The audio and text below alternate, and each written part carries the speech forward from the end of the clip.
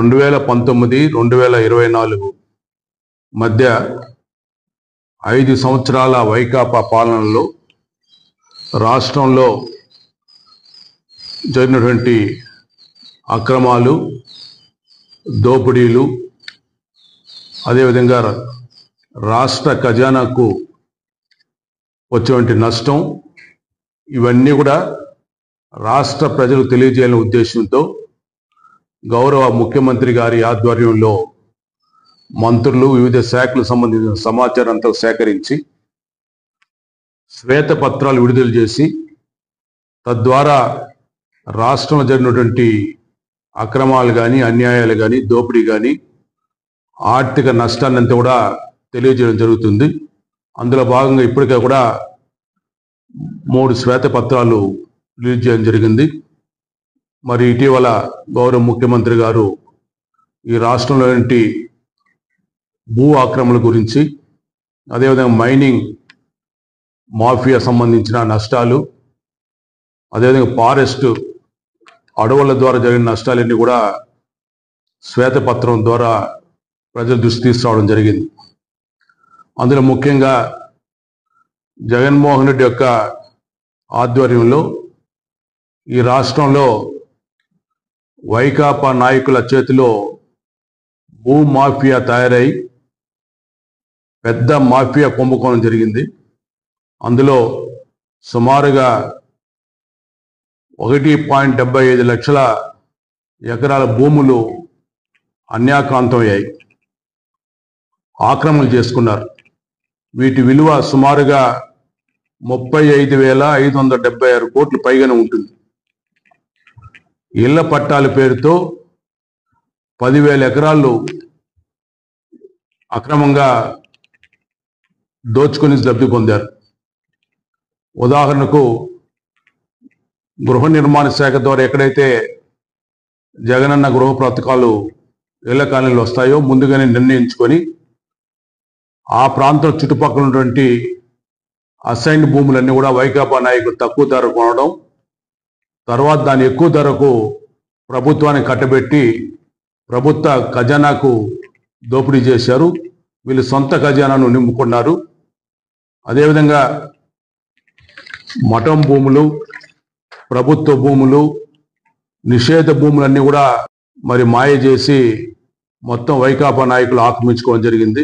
విశాఖలో అయితే రామానాయుడు స్టూడియో భూములు, వృద్ధాశ్రమానికి ఇచ్చిన హైగ్రీవా భూములు, తిరుపతి, రేణుగుంట పరిసర ప్రాంతంలోని మఠం భూములను, పొంగనూరులోని 982 ఎకరాల ప్రభుత్వ భూమిని పట్టాలుగా మార్చి దాని ప్రైవేటు వ్యక్తులకు అప్పగించడం జరిగింది. అదేవిధంగా దస్పల్లా భూములు కూడా కొట్టేసి ఇండ్లు కట్టుకున్నారు. ఆ విధంగా తీసుకున్నప్పుడు వేలాది ఎకరాల భూములను ఈరోజు మరి ఆక్రమణ చేసుకొని ప్రభుత్వ ఖజానాకు పెద్ద ఎత్తున నష్టం కల్పించారు. దీనిలో చాలా వరకు కూడా ఎస్సీ భూములన్నీ కూడా తక్కువ ధర కొనేసి దాన్ని వీళ్ళు ఎక్కువ ధరకు ప్రభుత్వానికి అప్పచెప్పడం ద్వారా బాగా లబ్ధి పొందారు.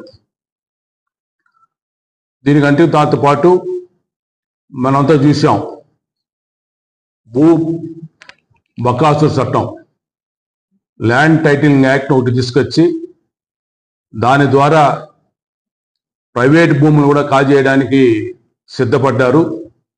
ఒక ప్రైవేట్ వ్యక్తిని ల్యాండ్ టైటిలింగ్ ఆఫీసర్గా నియమించి పేదల భూములన్నీ కూడా కొట్టేయాలనేసి పన్నాగంబన్ని యాక్ట్ని తీసుకొచ్చారు. దానికి 512 జీవో నెంబర్ను కూడా రిలీజ్ చేయడం జరిగింది. పైకి చెప్పడం ఏంటంటే కేంద్ర ప్రభుత్వం ఈ చట్టాన్ని తీసుకొచ్చింది, దాన్ని మేము ఇక్కడ అమలు చేశామని చెప్పి పచ్చి అబద్ధాలు చెప్తున్నారు.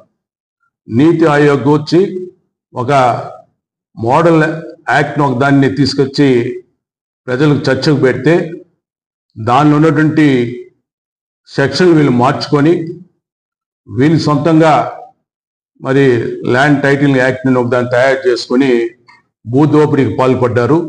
ఇది చాలా దుర్మార్గమైనటువంటి యాక్టు.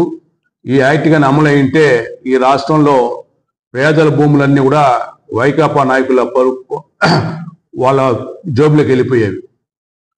దీనిపైన వచ్చినటువంటి నిరసన దృష్టిలో పెట్టుకొని కూటమి ప్రభుత్వం ఈ ల్యాండ్ టైటిలింగ్ యాక్ట్ కూడా పూర్తిగా రద్దు చేస్తూ నిన్న కేబినెట్లో కూడా ఆమోదం జరిగింది. ఈ భూములన్నీ కూడా చాలా వరకు ఈరోజు భూ అక్రమాలు జరిగాయి. భవిష్యత్తులో ఇలాంటి భూ అక్రమదారులతో ఆట కట్టించడం కోసం గుజరాత్ తరహాలో ఉన్నటువంటి ల్యాండ్ గ్రాబింగ్ చట్టాన్ని కూడా దాన్ని కొన్ని సవరణలు చేసి ఒక మంచి చట్టం తీసుకురావడం కూడా కూటమి ప్రభుత్వం సిద్ధపడుతూ ఉంది. అదేవిధంగా ఈరోజు మైనింగ్ వ్యవహారాలకు వస్తే సుమారుగా మైన్స్ అండ్ మినరల్స్ ద్వారా 19,000 కోట్ల రూపాయలకు ఈరోజు ఆర్థిక నష్టం కల్పించారు రాష్ట్రానికి.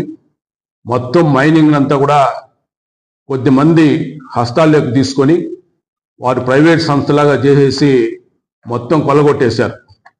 ప్రైవేట్ వ్యక్తులు చట్టబద్ధంగా చేసుకుంటుంటే మైనింగ్ దగ్గర గ్రానైట్ వ్యాపారంతా కూడా బలవంతంగా లాక్కొని మరి చిత్తూరు జిల్లాకు చెందినటువంటి మంత్రి గారు మరి వారి యొక్క అనుచరులంతా కూడా దానికి సొంతం చేసుకోవడం జరిగింది.